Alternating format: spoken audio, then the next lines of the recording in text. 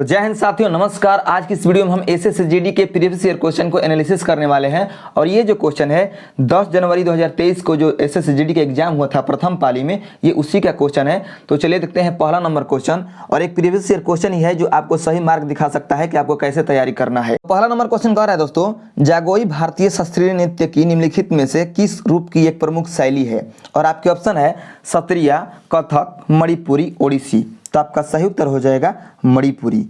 ठीक है, जो जागोई है, जागोई मणिपुरी नृत्य की एक प्रमुख शैली है। ठीक है, नेक्स्ट है 2 नंबर क्वेश्चन। 2 नंबर क्वेश्चन कह रहा है दोस्तों, जीवाश्म ईंधन के जलने से होने वाले प्रदूषण को कम करने के तरीके की पहचान कीजिए। ठीक है, जो जीवाश्म ईंधन के जलने से प्रदूषण होता है उसको कैसे कम किया जा सकता है? ठीक है, और आपका ऑप्शन है जलने का तापमान कम करके, दहन की प्रक्रिया की दक्षता में वृद्धि करके, कार्बन अणुओं की संख्या में वृद्धि करके, और ऑप्शन नंबर 4 कह रहा है गुप्त ऊष्मा को कम करके। तो आपका सही उत्तर हो जाएगा दहन प्रक्रिया की दक्षता में वृद्धि करके, यानी ऑप्शन नंबर 2 आपका सही उत्तर हो जाएगा। ठीक है, जीवाश्म ईंधन के जलने से जो प्रदूषण होता है उसको कैसे कम किया जा सकता है दोस्तों? दहन प्रक्रिया की दक्षता में वृद्धि करके। नेक्स्ट क्वेश्चन है 3 नंबर क्वेश्चन। 3 नंबर क्वेश्चन कह रहा है तपन कुमार पटनायक ने किस नृत्य शैली में संगीत नाटक अकादमी पुरस्कार जीता है?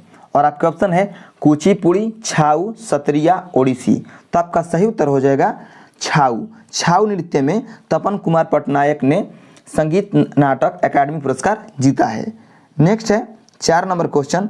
1958 में डोवर से कैलिस तक इंग्लिश चैनल को फतह करने वाले पहले भारतीय कौन थे जो 1966 में एक कैलेंडर वर्ष में 5 महाद्वीपों के महासागरों को तैरने वाले एकमात्र व्यक्ति भी थे? ठीक है, और आपके ऑप्शन है मिहिर सेन, रामनाथन कृष्णन, अजीत पटेल, खसाबा जादव। तो आपका सही उत्तर हो जाएगा मिहिर सेन, यानी ऑप्शन नंबर 1 आपका सही उत्तर हो जाएगा। ठीक है, नेक्स्ट है 5 नंबर क्वेश्चन। महात्मा गांधी नई श्रृंखला के 2000 रुपये के बैंक नोट के पिछले हिस्से पर किसकी आकृति है? और आपका ऑप्शन है रानी की वाव, मंगलयान, सूर्य मंदिर जो कि कोणार्क में है, और लाल किला। तो आपका सही उत्तर हो जाएगा मंगलयान। जो 2000 का नोट है उसके पीछे मंगलयान का चित्र बना हुआ है। ठीक है, नेक्स्ट है 6 नंबर क्वेश्चन। सितंबर 2022 में किसने कोची में भारत के पहले स्वदेशी विमान वाहक पोत INS विक्रांत को शामिल किया था? और आपके ऑप्शन है राजनाथ सिंह, अमित शाह, ज्योतिरादित्य सिंधिया और नरेंद्र मोदी। तो आपका सही उत्तर हो जाएगा नरेंद्र मोदी। ठीक है, सितंबर 2022 में जो INS विक्रांत को शामिल किया गया था नौसेना में, तो नरेंद्र मोदी ने शामिल किया था। ठीक है, हमारे जो माननीय प्रधानमंत्री हैं उन्होंने शामिल किया था। ठीक है, और आपको बता दें कि देखिए करंट अफेयर्स पिछले साल का पूछ रहा है, ये 2023 का एग्जाम था तो 2022 का पूछा है। तो आप जो एग्जाम जो होने वाला है 2024 में, ठीक है, जो नवंबर में वैकेंसी आ रहा है, तो आप 2023 का करंट अफेयर्स बहुत बढ़िया से पढ़िएगा। ठीक है, नेक्स्ट है 7 नंबर क्वेश्चन। कौन सी अक्षांश रेखा देश की जलवायु को प्रभावित करते हुए भारत के मध्य से होकर गुजरती है? और आपके ऑप्शन है भूमध्य रेखा, मकर रेखा, कर्क रेखा, अंटार्कटिक वृत्त। तो आपका सही उत्तर क्या होगा? कर्क रेखा। ठीक है, कर्क रेखा जो है ये भारत के मध्य से होकर गुजरती है, और ये भारत के 8 राज्यों से होकर गुजरती है। ठीक है, भारत के 8 राज्यों से होकर गुजरती है कर्क रेखा। नेक्स्ट है 8 नंबर क्वेश्चन। निम्नलिखित में से किस मौर्य राजा के शासनकाल में कलिंग युद्ध लड़ा गया था? ठीक है, तो आपका सही उत्तर हो जाएगा अशोक।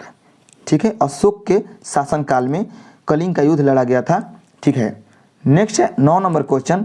9 नंबर क्वेश्चन कह रहा है दोस्तों, भारत में प्रथम पुण्य जनगणना कब की गई थी? पुण्य जनगणना यहाँ पर पूछ रहा है। तो आपका देखिए ऑप्शन दिया गया है 1882, 1880, 1887 और 1881।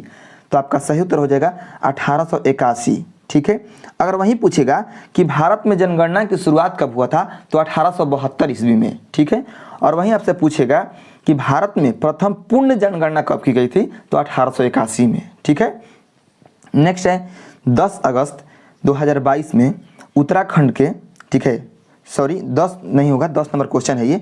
अगस्त 2022 में उत्तराखंड सरकार के राज्य ब्रांड एम्बेसडर के रूप में किसे नियुक्त किया गया है?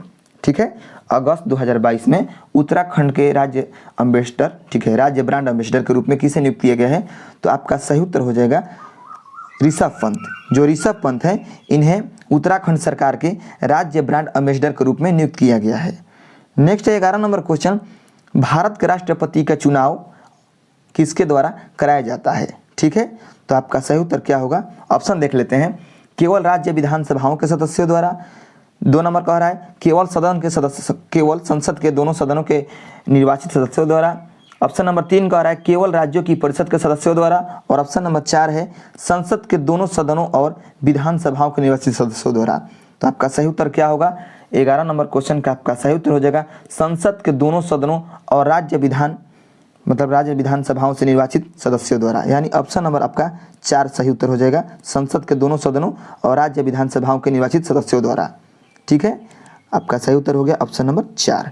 नेक्स्ट है 12 नंबर क्वेश्चन, निम्नलिखित में से कौन सा महाराष्ट्र का धन्यवाद उत्सव है जहां बैलों को सम्मानित किया जाता है क्योंकि उन्हें खेती के लिए अनिवार्य माना जाता है? और आपके ऑप्शन है मकर संक्रांति, पोला महोत्सव, गुड़ी पड़वा, काला घोड़ा कला महोत्सव। तो आपका सही उत्तर हो जाएगा पोला महोत्सव। ठीक है, पोला महोत्सव जो है ये महाराष्ट्र में मनाया जाता है। ठीक है, और आपको इसमें बैलों को सम्मानित किया जाता है क्योंकि बैलों को यहाँ पर अनिवार्य माना जाता है खेती के लिए। नेक्स्ट है 13 नंबर क्वेश्चन, भारतीय संविधान के मूल पाठ में अनुच्छेद शामिल थे कितने? ठीक है, जब भारतीय संविधान का जो मूल पाठ था उसमें कितने अनुच्छेद शामिल थे? तो आपका सही उत्तर हो जाएगा 395, यानी ऑप्शन नंबर आपका बी या 2 सही उत्तर हो जाएगा।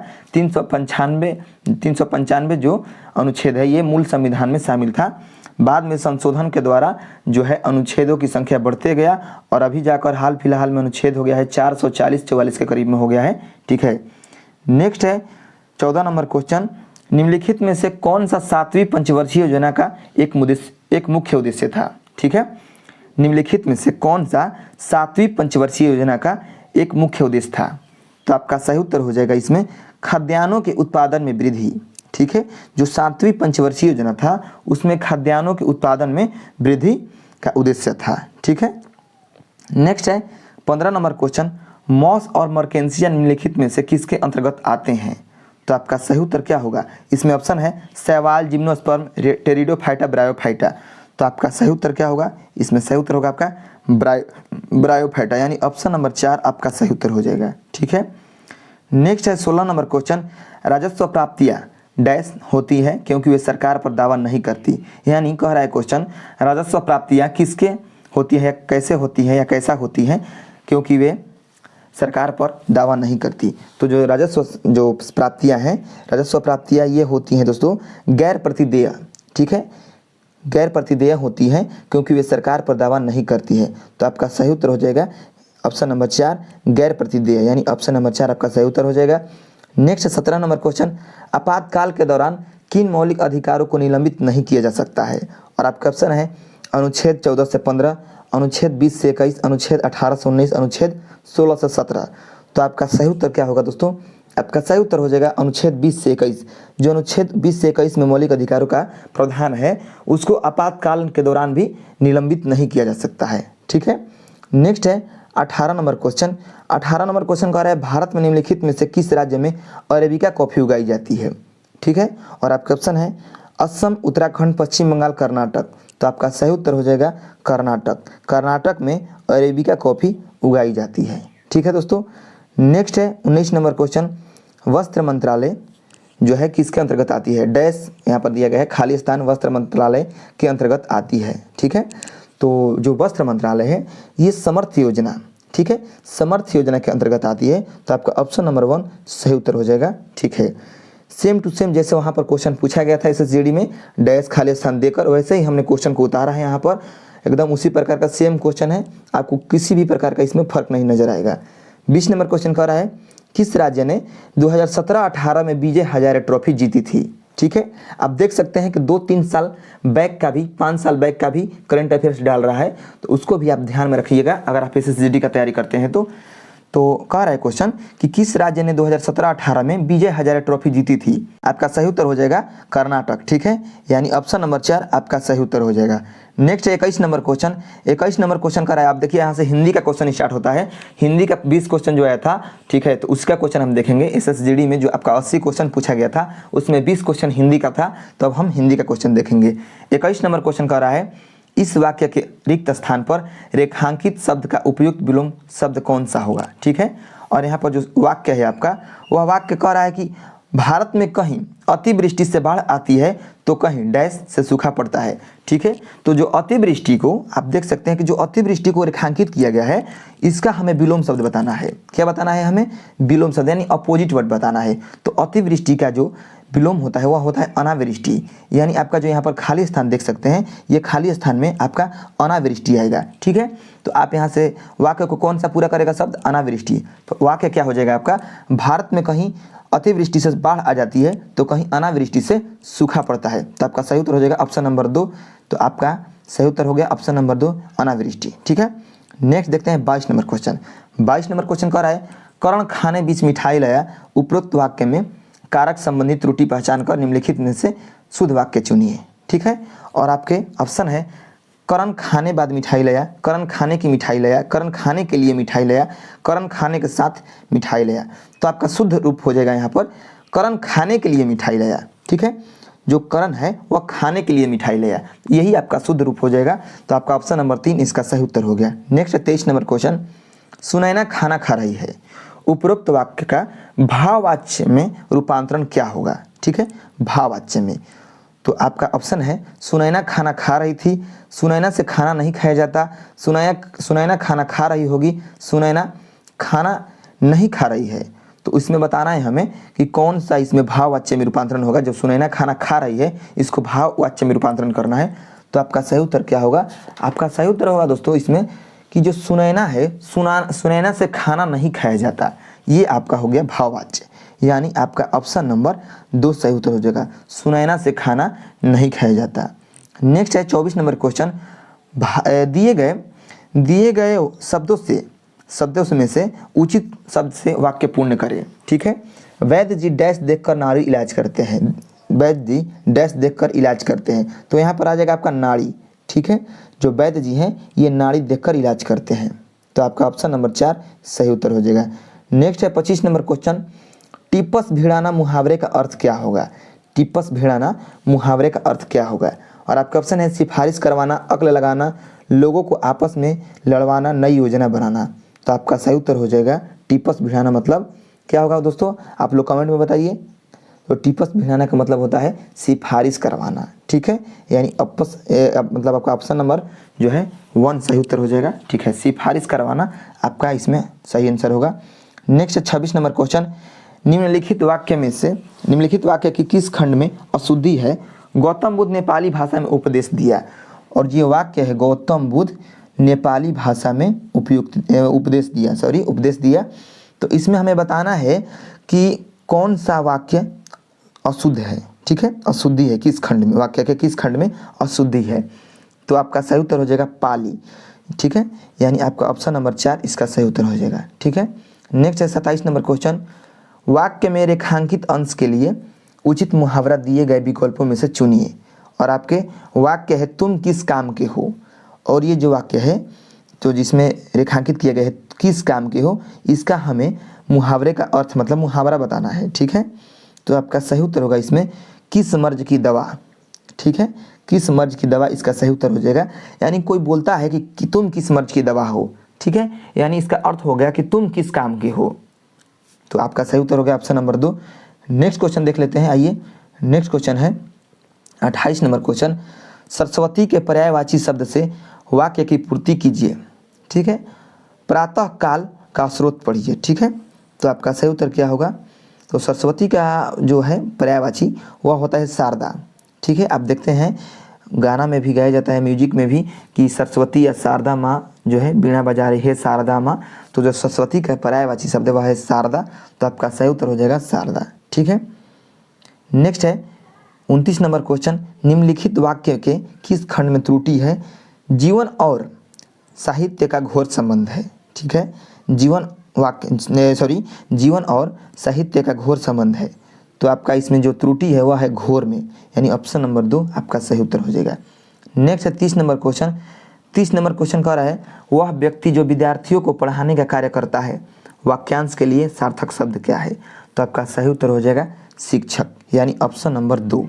ठीक है, नेक्स्ट है 31 नंबर क्वेश्चन, लड़कियों का समूह मतलब रेखांकित पद जो समूह है, समूह के बदले उपयुक्त शब्द का प्रयोग कीजिए। तो आपका सही उत्तर हो जाएगा गट्ठर। समूह का जो उपयुक्त शब्द आएगा वहाँ पर गट्ठर आएगा, क्योंकि समूह में बहुत सारे लोग रहते हैं। जिस प्रकार गट्ठर में बहुत सारा लकड़ियों का गट्ठर रहता है, जिस प्रकार गट्ठर में बहुत सारा लकड़ी रहता है, उसी प्रकार समूह में बहुत सारे लोग रहते हैं। तो इसलिए आपका समूह के बदले यहाँ पर गट्ठर शब्द उपयुक्त में आ सकता है। ठीक है। नेक्स्ट है 32 नंबर क्वेश्चन, शरीर का कोई भाग वाक्यांश के लिए उचित शब्द बताइए। तो आपका सही उत्तर क्या होगा? 32 नंबर क्वेश्चन का आपका सही उत्तर हो जाएगा अवयव। ठीक है, यानी ऑप्शन नंबर 1 आपका सही उत्तर हो जाएगा। नेक्स्ट है 33 नंबर क्वेश्चन। 33 नंबर क्वेश्चन कह रहा है निम्नलिखित में से किस वाक्य में उत्कंठा के सही पर्यायवाची शब्द का प्रयोग हुआ है। देखिए यहाँ पर दो पर्यायवाची शब्द पूछा है, एक अभी हम तुरंत बताए आपको, और एक ये पूछा है कि उत्कंठा के सही पर्यायवाची शब्द क्या होगा। ठीक है, तो देखिए यहाँ पर ऑप्शन दिया गया है कि नव्या में अब कोई लालसा शेष नहीं थी। तो ये जो है आपका सही उत्तर हो जाएगा यही कि नव्या में अब कोई लालसा शेष नहीं थी, यानी ऑप्शन नंबर 1 आपका सही उत्तर हो जाएगा। क्यों? क्योंकि जो उत्कंठा है ये उत्कंठा का पर्यायवाची शब्द है, इसी में प्रयोग हुआ है लालसा। ठीक है। नेक्स्ट है 34 नंबर क्वेश्चन, पेड़ बढ़ता गया, इस वाक्य में प्रयुक्त संयुक्त क्रिया का नाम बताइए। ठीक है, पेड़ बढ़ता गया, इस वाक्य में प्रयुक्त संयुक्त क्रिया का नाम बताइए। तो आपका सही उत्तर क्या होगा? आपका सही उत्तर होगा इसमें नित्याबोधक, यानी ऑप्शन नंबर 1 आपका सही उत्तर हो जाएगा। ठीक है। नेक्स्ट है 35 नंबर क्वेश्चन, निम्नलिखित वाक्यांश के लिए उपयुक्त सार्थक शब्द है, क्या है? और आपका वाक्य है जो कहा ना जा सके। तो जो कहा ना जा सके उससे हम क्या कहेंगे? अकथ्य। ठीक है, अकथ्य, यानी ऑप्शन नंबर 3 आपका सही उत्तर हो जाएगा। तो आपका हिंदी का क्वेश्चन कंप्लीट हो गया। अब देख लेते हैं हम अपने तरफ से कुछ स्टैटिक जी के डाले हैं जो कि आपके एग्जाम में बहुत काफ़ी काम आएंगे। आप देख सकते हैं कितना काम वाला ये क्वेश्चन है। देखिए 36 नंबर क्वेश्चन कह रहा है भारत में 2 सर्वोच्च शौर्य पुरस्कार कौन सा है। तो आपके ऑप्शन नंबर 1 में है परमवीर चक्र और अशोक चक्र, पर ऑप्शन नंबर 2 में है परमवीर चक्र और महावीर चक्र, ऑप्शन नंबर 3 में है परमवीर चक्र और वीर चक्र, ऑप्शन नंबर 4 में है अशोक चक्र और महावीर चक्र। तो आपका सही उत्तर हो जाएगा परमवीर चक्र और अशोक चक्र, यानी ऑप्शन नंबर 1 आपका सही उत्तर हो जाएगा।